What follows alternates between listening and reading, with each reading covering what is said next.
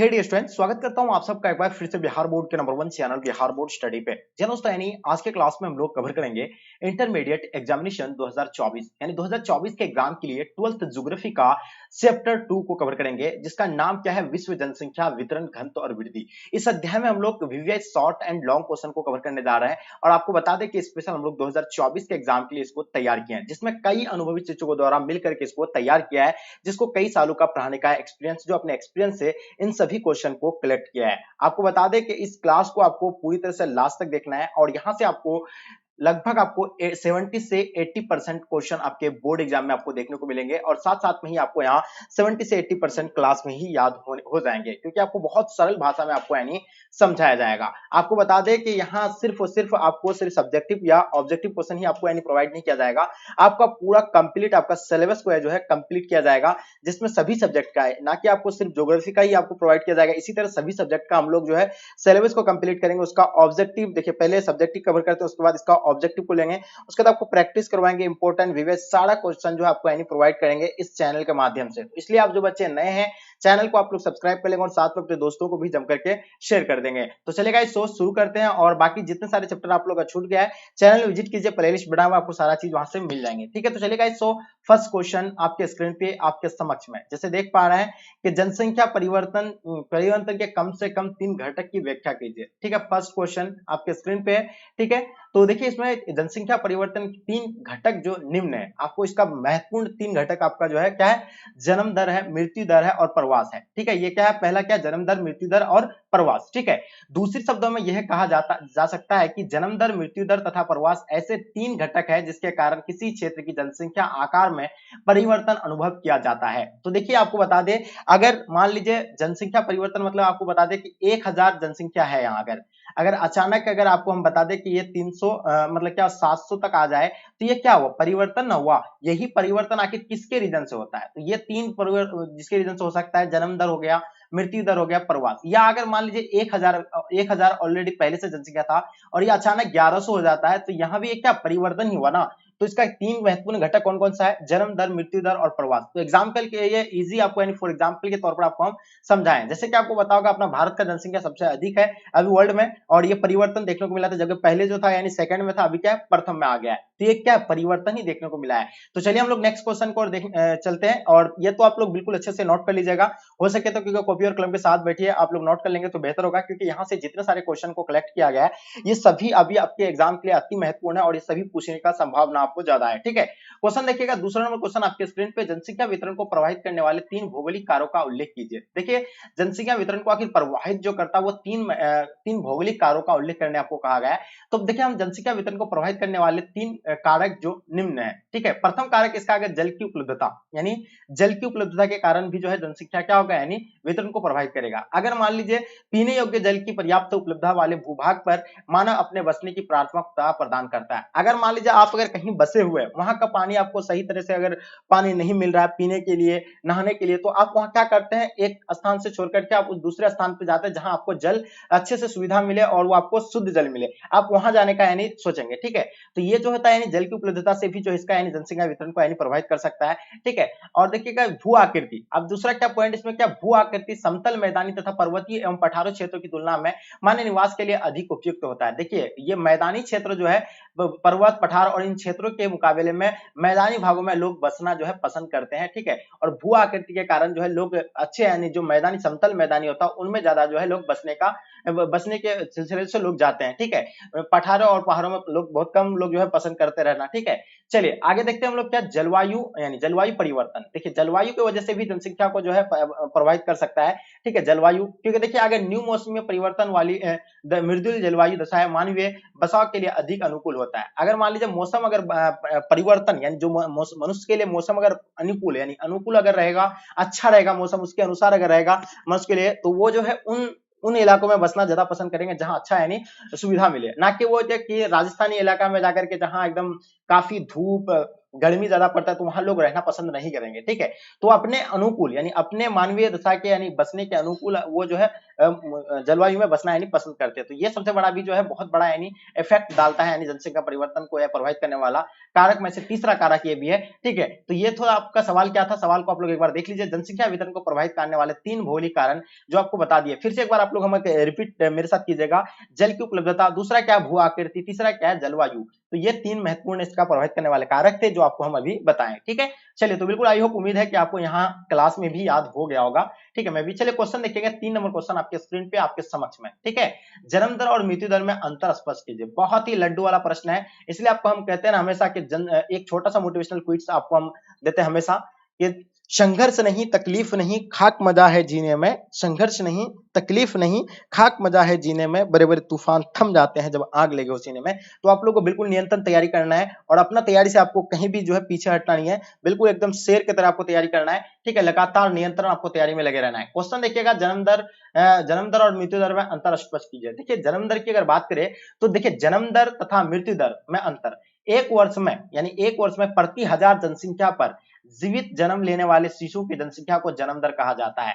यानी 1000 जनसंख्या पर जीवित जन्म लेने वाले शिशु की जनसंख्या को जन्म दर कहा जाता है, जबकि एक वर्ष में प्रति 1000 जनसंख्या पर मरने वाले व्यक्तियों की यानी मरने वाले व्यक्तियों की जनसंख्या को मृत्यु दर जो है कहा जाता है। ठीक है, 1000 एक वर्ष में प्रति 1000 यानी 1000 जनसंख्या पर मरने वाले व्यक्तियों की जनसंख्या की मृत्यु दर कहा जाता है। तो ये आपको समझ में आ गया, जन्म दर और मृत्यु दर। बहुत ही लड्डू वाला प्रश्न था, आई होप आपको यहाँ से बिल्कुल समझ में आ गया होगा। नहीं समझ में आया अच्छे से आप लोग इसको नोट कर लीजिए या आप इसका स्क्रीनशॉट भी ले सकते हैं। चलिए क्वेश्चन देखिएगा, प्रवास के अपकर्षक कारक क्या है। बहुत ही महत्वपूर्ण क्वेश्चन आपके एग्जाम के लिए आपके समक्ष में। ठीक है, तो प्रवास के अपकर्षक कारक क्या है, बात करते हैं हम लोग अपकर्षक कारक की। देखिए प्रवास जो लोग जो है रहने के लिए दूसरे स्थान तक जाता है, तो ये प्रवास का जो अपकर्षक कारक जो है इसको क्या कहा जाता है। देखिए धार्मिक स्थल, रमणीय स्थान, शिक्षा, स्वास्थ्य तथा अन्य सुविधाओं के कारण जब लोग किसी स्थान विशेष की ओर आकर्षित होते हैं तो वह अपकर्षक कारक कहलाता है।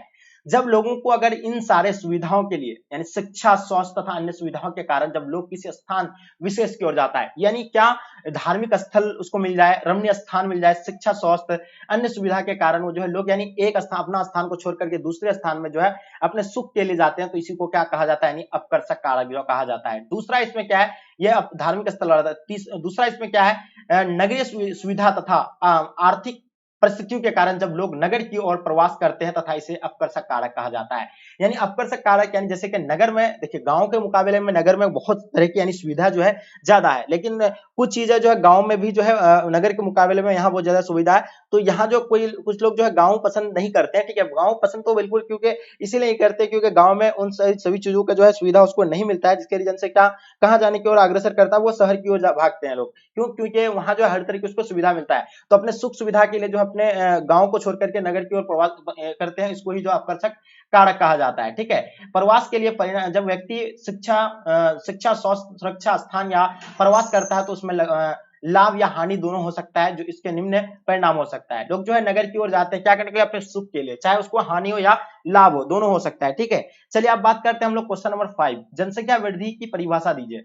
क्वेश्चन 5 कहलाता है कि जनसंख्या वृद्धि की परिभाषा दीजिए। देखिए जनसंख्या वृद्धि किसको कहा जाता है। देखिए जनसंख्या वृद्धि जनसंख्या वृद्धि किसी क्षेत्र में लोगों की संख्या बढ़ने को कहा जाता है। मान लीजिए अगर यहाँ 500 जनसंख्या एक किसी गांव का आपका 500 है, 700-800 अगर हो जाता है, ये क्या हुआ यानी वृद्धि ना हुआ, तो इसी को जो जनसंख्या वृद्धि कहा जाता है। यानी सिंपल भाषा में जनसंख्या वृद्धि किसी भी क्षेत्र में लोगों की संख्या को बढ़ने को कहा जाता है। अगर पूरे दुनिया में मनुष्य की जनसंख्या हर साल लगभग 8.23 मतलब 3 करोड़ या 1.1% की दर से बढ़ती जा रही है, वर्ष में 1800 मतलब क्या था 1800 को पूरे विश्व की जनसंख्या लगभग 1 अरब थी, यानी 1800 को पूरा विश्व की जनसंख्या लगभग 1 अरब थी।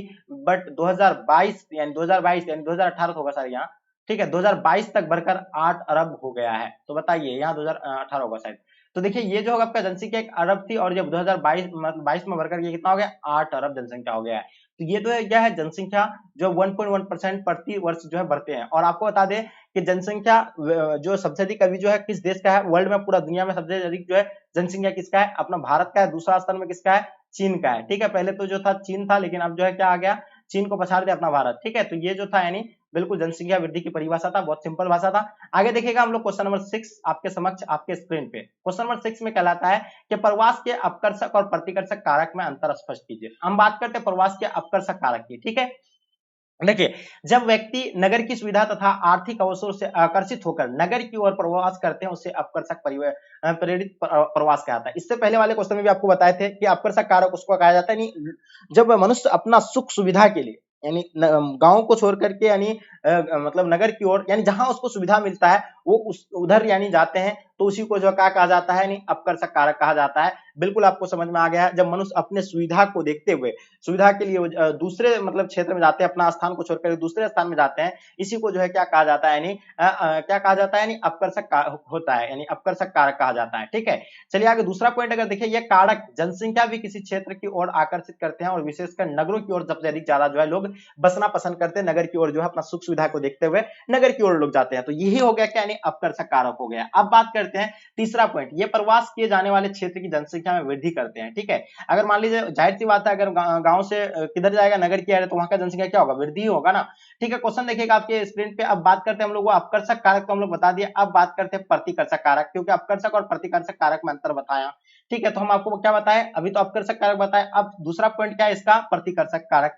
ठीक है, जब प्रवास कठिन आर्थिक कारकों, बेरोजगारी, रहन सहन की निम्न दशाएं, राजनीतिक क्या होता है उपद्रव, प्राकृतिक आपदाओं तथा महामारी में आदि के कारण हो, तो उसे प्रतिकर्षक घटक के कारण हुआ प्रवास कहते हैं। यानी आप ध्यान से देखिएगा, जब प्रवास कठिन हो, कठिन आर्थिक कारक, बेरोजगारी के कारण, रहन सहन की निम्न दशाएं, राजनीतिक उपद्रव, प्राकृतिक आपदा तथा महामारियों आदि के कारण हो, तो क्या उसे क्या कहा जाता है, प्रतिकर्षक घटक कहा जाता है। ठीक है, ये जो आपको बिल्कुल समझ में आ गया। अब हम बात करते हैं दूसरा पॉइंट, ये कारक जनसंख्या को किसी भी क्षेत्र से बाहर निकलने के लिए बाध्य करती है। ये जो है किसी मतलब किसी क्षेत्र से वो एक दूसरे स्थान तक मतलब जाने में बाध्य करता है, वो नहीं निकल पाता, विशेष रूप से ग्रामीण क्षेत्र जो है इसमें आते हैं, किसमें, प्रतिकर्षक कारक में। ठीक है, तो अब बात करते हैं हम लोग, जिन क्षेत्रों में उत्प्रवास होता है वहां ये कारक उस क्षेत्र की जनसंख्या घटाने में सहायक होती है। ऑब्वियसली होगा, जिन क्षेत्रों में उत्प्रवास होता है वहां क्या होगा, क्षेत्र का जनसंख्या क्या होगा, घटाने में तो वो सहायक होगा ही। तो ये था आपका यानी प्रतिकर्षक कारक था।